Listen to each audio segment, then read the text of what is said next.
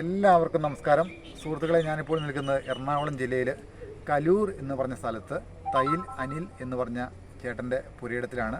എൻ്റെ പുറയിൽ കാണുന്നത് ഈ പച്ചക്കറിത്തോട്ടം ഒരേക്കർ അടുത്ത് വന്നുണ്ട്. ഇത് പീച്ചിങ്ങയാണ് ഈ നട്ടിരിക്കുന്നത്. പീച്ചിങ്ങ നട്ടിട്ട് 35 ദിവസമായി. പീച്ചിങ്ങ പറിക്കാൻ പരുവായിട്ടുണ്ട്. ഈ പരുവായിട്ടുണ്ട്. ഈ ചേട്ടന് ഈ സ്ഥലത്ത് ജൈവ കൃഷിയിലുള്ള വിത്താണ് ഉപയോഗിച്ചിരിക്കുന്നത്. മൊത്തം ജൈവമാണ്, രാസവളങ്ങൾ കാര്യങ്ങൾ കുറവാണ്. പന്തലെ കാര്യങ്ങളെല്ലാം ഇതുപോലെ ഇട്ടിട്ടുണ്ട്. അതായത് ഇത് കമ്പി കെട്ടിയാണ് ചേട്ടന് പന്തലിട്ടിരിക്കുന്നത്.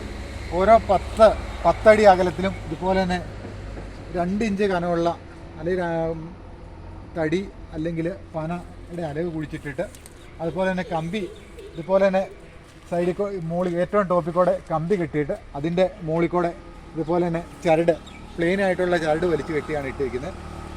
അത് സൈഡിൽ മൊത്തം, അതായത് ഈ സൈഡിൽ ഇട്ടിരിക്കുന്ന മൊത്തം ഇത് പിടിച്ചു കയറാനായിട്ട് സൈഡിൽ കൂടെ വലയാണ് ഇട്ടിരിക്കുന്നത്.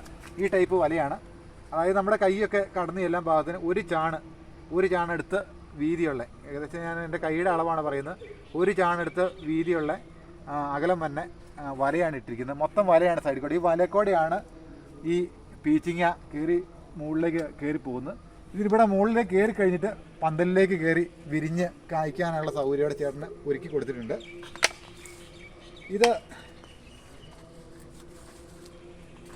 35 ദിവസം നട്ടിട്ട് വിത്ത് കുത്തി 35 ദിവസം കഴിഞ്ഞ പീച്ചിങ്ങയാണത്. വിളവെടുപ്പിൻ്റെ ഭാഗമായ പീച്ചിങ്ങ ഇതുപോലെ തന്നെ ഇതുണ്ട്. ഈ കിടക്കുന്ന കണ്ടോ, കുറച്ചുകൂടി അടുപ്പിച്ച് പിടിച്ചു.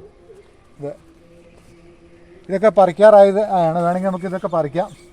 അല്ലെങ്കിൽ ഒരു 3-4 ദിവസത്തോടെ കടന്നു കഴിയുമ്പോഴത്തേനും പറിക്കാൻ പരുവാവും. നിറച്ച് കാഴ്ച കിടക്കുന്ന പ്രതീതിയാണ്. ഇപ്പം എല്ലാം പൂവിട്ടിട്ടുണ്ട്.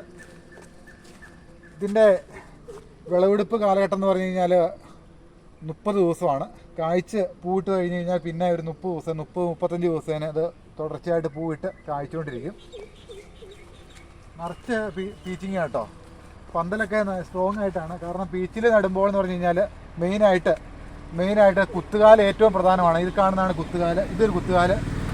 അതുപോലെ തന്നെ ഈ കാണുന്ന ഇത് കുത്തുകാല്. ഈ കുത്തുകാല് ഏറ്റവും പരമപ്രധാനമാണ്. പെരയുടെ തൂണ് പോലെ തന്നെ ഈ കാലിലാണ് ഈ പന്തലിൻ്റെ വെയിറ്റ് മൊത്തം തന്നെ. ഈ കമ്പി വലിച്ചു കെട്ടിയാക്കുന്നത് കമ്പി ടാറ്റയുടെ കമ്പിയാണ്.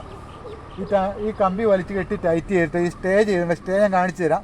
ഈ സ്റ്റേ പുറത്തുനിന്നാണ്. അതായത് ഇതിൻ്റെ അങ്ങേറ്റ് 2 എൻഡും സ്റ്റേ വലിച്ചു കിട്ടുന്നുണ്ട്. സ്റ്റേ എന്ന് പറഞ്ഞു കഴിഞ്ഞാൽ ഒരു പരിധി കഴിഞ്ഞ് വെയിറ്റ് വന്നു കഴിഞ്ഞാൽ ഈ പന്തൽ താഴേക്ക് ഇരിക്കാതിരിക്കാൻ വേണ്ടിയാണ് സ്റ്റേ വലിച്ചു കിട്ടുന്നത്. നമുക്ക് അതായത് ഈ റോട്ടിൽ കൂടെയൊക്കെ പോസ്റ്റ് ഉണ്ടെങ്കിൽ ആ പോസ്റ്റിന് സ്റ്റേ വലിച്ച് കിട്ടുന്ന പോലെ തന്നെ അതേ തത്വം തന്നെയാണിത്.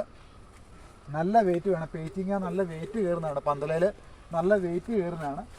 ഇത് പീച്ചിങ്ങ നടന്നതെന്ന് പറഞ്ഞാൽ ഓരോ ചോട്ടിൽ 3 എണ്ണം വെച്ചാണ് ചേട്ടൻ നട്ടിരിക്കുന്നത്. ഇതൊരു ചോട്. ഈ ഒരു ചോട്ടിൽ 3 എണ്ണം വെച്ചാണ്, 3 അരിയാണ് ഇതിൻ്റെ ചോട്ടിൽ നട്ടിരിക്കുന്നത്. അതുപോലെ തന്നെ ഇത് നാനാ കാര്യങ്ങൾ തുള്ളിനനയാണ് ചേട്ടൻ ഇവിടെ അവലംബിച്ചിരിക്കുന്നത്. ഇത് തുള്ളിനന. ഇത് കൂടെ വെള്ളവും കാര്യങ്ങളൊക്കെ വരും. ചേട്ടൻ മോട്ടർ ഓണാക്കി കഴിഞ്ഞ് കഴിഞ്ഞാൽ, ഞാൻ നേരത്തെ ഒരു തണ്ണിമത്തൻ്റെ വീഡിയോ ഇട്ടിരുന്നു. അതിൻ്റെ അകത്ത് ഈ തുള്ളിനനയുടെ കാര്യം ഞാൻ ഡീറ്റെയിൽ ആയിട്ട് പറഞ്ഞിട്ടുണ്ട്. ഇത് നടേണ്ട രീതികൾ, ഈ വിത്ത് കൊടുത്തേണ്ട രീതികൾ ഞാനിത് പറഞ്ഞു തരാം. ചോട് നന്നായിട്ട് ഞാൻ എൻ്റെ വീഡിയോയിലൊക്കെ പറഞ്ഞിട്ട് ചോട് നന്നായിട്ട് ഇതുപോലെ തന്നെ ചോട് നന്നായിട്ട് ഉള്ളിലേക്ക് മണ്ണ് വലിച്ചിട്ട് ഉള്ളിൽ വെള്ളം കെട്ടി നിൽക്കാനായിട്ട്. ഇപ്പം വെള്ളം ഒഴിച്ചു കഴിഞ്ഞാൽ ഒരു 10 ലിറ്റർ വെള്ളമെങ്കിലും ഉള്ളിൽ, വേനൽക്കാലമാണല്ലോ ഇത് ഏപ്രിൽ മാസമായ കാരണം ഇതിൻ്റെ അകത്ത് ഈ തടത്തിൽ വെള്ളം നിൽക്കാനായിട്ട് ഒരു സൗകര്യം ഒരുക്കി കൊടുക്കുക. അതായത് അതിനുശേഷം നന്നായിട്ട് കിളച്ച് ഒരുക്കിയതിന് ശേഷം കുമ്മായി ഇട്ട് കൊടുക്കുക. കുമ്മായി ഇട്ട് 2-3 ദിവസം കഴിയുമ്പോഴത്തേനും ചാണകപ്പൊടി ഇടുക. ചാണകപ്പൊടി ഇട്ടിട്ട് ചോട് നന്നായിട്ട് നനച്ചിട്ട് ഇതുപോലെ തന്നെ വിത്തിടുക. വെള്ളിരി നടന്നതും അതുപോലെ തന്നെ പാവലും പടവലും ഒക്കെ നടേണ്ട രീതി, മെത്തേഡ് ഇതൊക്കെ തന്നെയാണ്. എല്ലാം നിറച്ച് കാഴ്ച കിടക്കട്ടെ. ഇതാണ് എൻ്റെ പൂവ്. പച്ചക്കറി ഇനങ്ങളിൽ ഏറ്റവും പെട്ടെന്ന് പൂവിട്ട് കായ്ക്കുന്ന ഒരു പച്ചക്കറിയാണ് പീച്ചിൽ.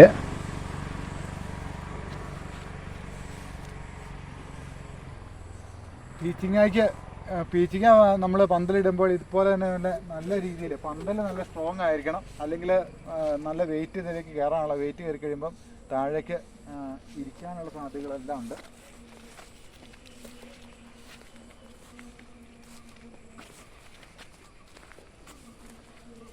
ഈ കാണുന്ന എല്ലാം പീച്ചിങ്ങ കാഴ്ച കിടക്കുന്നതാണ്. ഇതൊക്കെ ഒരാഴ്ച കഴിഞ്ഞാൽ പറിക്കാം. നാംതാരി എന്ന വിത്തിനമാണ് നട്ടിരിക്കുന്നത്. ഇത് ഓൺലൈനായിട്ട് നമുക്ക് മേടിക്കാനായിട്ട് കിട്ടും. അതുമല്ലെങ്കിൽ മിക്ക വിത്ത് കൊടുക്കുന്ന സീഡ് കൊടുക്കുന്ന മിക്ക കടകളിലും ഇതുണ്ട്. വിളവെടുപ്പിന് ഭാഗമായ ഒരു പീച്ചിങ്ങ 800 ഗ്രാമിന് അടുത്ത തൂക്കമുണ്ട്.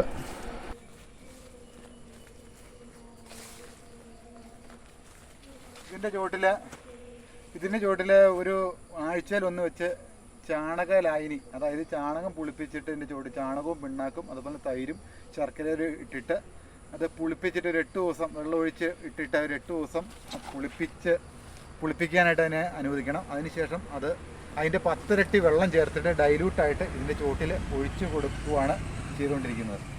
അപ്പോൾ നമുക്ക് രാസവളം ഇടുന്നതിനേക്കാളൊക്കെ നല്ല രീതിയിൽ ചെടിക്ക് നല്ല ഗ്രോത്തോ കാര്യങ്ങളൊക്കെ ഉണ്ടാവും. ഏപ്രിൽ മാസമായാലും നല്ല ചൂട് കാര്യങ്ങളൊക്കെയാണ്. അതിനാൽ കളകൾ കാര്യങ്ങളൊക്കെ ചുവട്ടിൽ നിർത്തിയിട്ടുണ്ട്. കാരണം ഈ കളകൾ പറിച്ചു മാറ്റി കഴിഞ്ഞാൽ പെട്ടെന്ന് തന്നെ ചൂട് ഏൽക്കാനുള്ള സാധ്യതകൾ കൂടുതലാണ്. രാവിലെയും വൈകിട്ടും നനച്ചിട്ട് വരെയുടെ നല്ല ചൂട് കാര്യങ്ങളൊക്കെയാണ്, ചെടികൾ വാടുന്നുണ്ട്.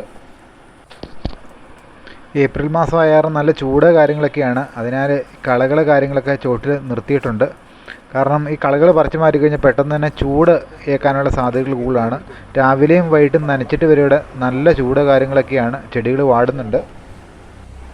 നല്ല ചൂടുകാലമായതിനാൽ പൊതുവെ കായ പിടുത്തം കുറവാണ്. ധാരാളം പൂവുകൾ പൊഴിഞ്ഞു ചാടി പോകുന്നുണ്ട്.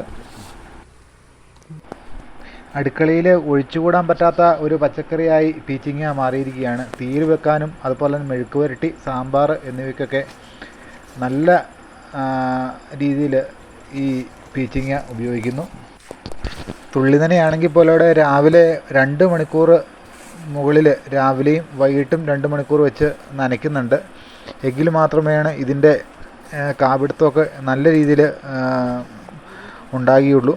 പീച്ചിൽ നന്നായിട്ട് വെള്ളം വലിച്ചെടുക്കുന്ന ഒരു പച്ചക്കറിയാണെന്ന് പറയാം. നല്ല രീതിയിൽ എപ്പോഴും തടം നന്നായിട്ട് കുതിർത്ത് നനച്ചു കഴിഞ്ഞാൽ മാത്രമാണ് നമ്മൾ പ്രതീക്ഷിക്കുന്നതിനപ്പുറം ഒരു വിളവ് കാര്യങ്ങളൊക്കെ കിട്ടുള്ളൂ.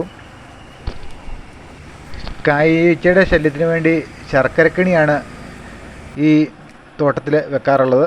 ഇതിനുവേണ്ടി ശർക്കരയും അതുപോലെ തുളസി നീരും പാരസെറ്റാമോൾ ഒരു 3 ഗുളിക, അതുപോലെ തന്നെ ഒരു 1/4 കിലോ ശർക്കര, ഒരു 10 കതിർപ്പ് തുളസിയില, ഇതെല്ലാം കൂടെ നന്നായിട്ട് മിക്സ് ചെയ്തിട്ട് തുളസിയില നന്നായിട്ട് അരച്ചെടുത്തിട്ട് മിക്സിക്കകത്തോ അല്ലെങ്കിൽ എങ്ങനെയെങ്കിലും അരച്ചെടുത്തിട്ട് കല്ല വെച്ച് അരച്ചെടുത്തിട്ട് അതിൻ്റെ കൂടെ പാരസെറ്റാമോൾ പൊടിച്ച് ചേർത്ത് ശർക്കരയോടെ ചീമ്പി ഇട്ട് കഴിഞ്ഞാൽ ഒരു പരിധി വരെ കായ്ച്ചയുടെ ശല്യം കുറയ്ക്കാൻ സാധിക്കും. രാവിലെയും വൈകിട്ടുമുള്ള നനയാണ് പരമപ്രധാനം.